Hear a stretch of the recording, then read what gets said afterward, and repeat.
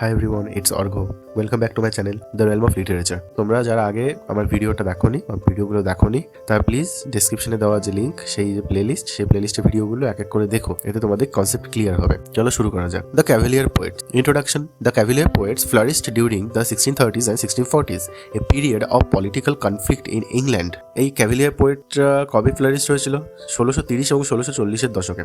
এই সময় কিন্তু ইংল্যান্ডে একটা পলিটিক্যাল বা রাজনৈতিক দ্বন্দ্ব চলছিল। They supported King Charles one during the English Civil War. এই ক্যাভেলিয়ার পোয়েট যারা ছিল তারা কিন্তু ইংলিশ সিভিল ওয়ারে রাজা চার্লস ওয়ানকে কিন্তু সাপোর্ট করেছিল। Their opponents were the Puritans led by Oliver Cromwell. তাদের অপোনেন্ট কারা ছিল? পিউরিটানরা। পিউরিটান কারা? যাদের লিডার ছিল Oliver Cromwell. The execution of Charles one 1649 marked the decline of cavalier tradition. এবং এই ক্যাভেলিয়ার পোয়েটদের যে ট্র্যাডিশন বা ঐতিহ্য, এটা শেষ হতে শুরু করলো চার্লস ওয়ান এর 1649 সালে যে এক্সিকিউশন, সেই সময় পর থেকে। মেজর ক্যাভেলিয়ার পোয়েটস কারা ছিল? Thomas Carew, Robert Herrick, Richard Lovelace, Sir John Suckling. এই যে থমাস ক্যারিউ, ইনি কিন্তু অ্যাকচুয়ালি একজন ক্যাভেলিয়ার পোয়েট, কিন্তু এনার কিছু কিছু কবিতায় মেটাফিজিক্যাল বৈশিষ্ট্য দেখতে পাওয়া যায়। যেমন সেই জন্য কিন্তু আগে যে মেটাফিজিক্যাল পোয়েটসদের কথা আলোচনা করেছে, সেখানে কিন্তু থমাস ক্যারিউ ছিল, কিন্তু উনি কিন্তু প্রাইমারিলি এই যে ক্যাভেলিয়ার পোয়েট। নেক্সট হচ্ছে characteristics of cavalier poetry. Cavalier poetry is simpler and more lyrical than metaphysical poetry. এটা মেটাফিজিক্যাল পোয়েট্রির তুলনায় অনেক বেশি সিম্পল এবং বেশি lyrical. It follows the elegant and classical style of Ben Jonson. এরা কার স্টাইল ফলো করতো? বেন জনসনের যে ক্লাসিক্যাল স্টাইল, সেটা ফলো করতো। It celebrates love, beauty, friendship, pleasure and courtly life. এর মেইন থিমগুলো কি ছিল? লাভ, beauty, friendship, pleasure and courtly life. It frequently reflects the Renaissance theme of transience of life বা কার্ডিয়াম। লাইফ যে ক্ষণস্থায়ী এবং সেই জন্য লাইফকে বর্তমান মুহূর্তে থেকে 100% এনজয় করতে হয়, সেটাই কার্ডিয়াম বলে বা সিজ দ্য ডে। এবং এই যে রেনেসার যে মেইন থিম কার্ডিয়াম, এটা কিন্তু এদের কবিতায় কিন্তু স্পষ্ট দেখা যায়। It combines graceful lyricism with political and personal reflection. এদের মধ্যে কিন্তু পলিটিক্যাল এবং পার্সোনাল রিফ্লেকশন দেখা যায়, কিন্তু তার সঙ্গে সঙ্গে যে লিরিক্যাল যে ব্যাপারটা, সেটা কিন্তু কবিতায় অবশ্যই ছিল। Ben Jonson's influence. Ben Jonson was the principal poetic model of the cavalier poets. এই যে ক্যাভেলিয়ার পোয়েটস আগে বলেছে কাদের ফলো করতো? বেন জনসনকে। His poetry inspired them through its classical elegance, balance and refinement. Ben জনসনের যে লেখা যে ক্লাসিক্যাল স্টাইল, ব্যালেন্স, এগুলো তাদের ইন্সপায়ার করতো। নেক্সট চলে আসি একে একে cavalier poets. Robert Herrick. Robert Herrick is one of the greatest cavalier lyric poets. একজন অন্যতম ক্যাভেলিয়ার পোয়েট ছিলেন রবার্ট হ্যারিক।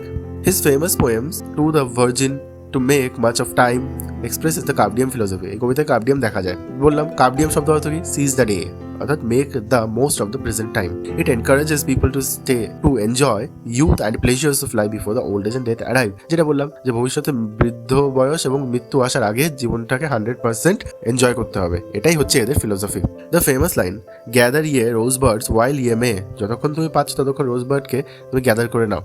এটা হচ্ছে সবথেকে ফাইনেস্ট এক্সাম্পল হচ্ছে কার্ডিয়ামের। Herrick preferred delicate lyricism over philosophical debate. হ্যারিকের কবিতায় কিন্তু লিরিসিজম বেশি দেখতে পাওয়া যায়, ফিলোসফিক্যাল ডিবেট অত বেশি ছিল না। নেক্সট চলে আসে Richard Lovelace. Richard Lovelace combined lyrical beauty with political commitment. তিনি লিরিক্যাল বিউটিকে পলিটিক্যাল কমিটমেন্টের সঙ্গে কম্বাইন করেছিলেন। হিজ ফেমাস পোয়েম কি ছিল? To Althea from prison celebrates the idea of inner freedom. এই যে পোয়েম যে অ্যালথিয়া, এটা কিন্তু জেলের মধ্যে বসে বা প্রিজনের মধ্যে বসে কিন্তু যে নিজের ভেতরে যে স্বতন্ত্রতা বা স্বাধীনতাকে এনজয় করা হচ্ছে, এটাই সেলিব্রেট করে। The memorable line, stone walls do not a prison make, nor iron bars a cage, symbolises spiritual liberty. এটা কি সিম্বলাইজ করে? এটা আধ্যাত্মিক যে স্বাধীনতা, সেটা সিম্বলাইজ করে। দ্য পলিটিক্যাল ব্যাকগ্রাউন্ড কি? The cavalier poet supported the royalist cause during the English Civil War. এরা রয়্যালিস্টকে সাপোর্ট করেছিল সিভিল ওয়ারের সময়। Oliver Cromwell lead the Puritan Parliament against King Charles one.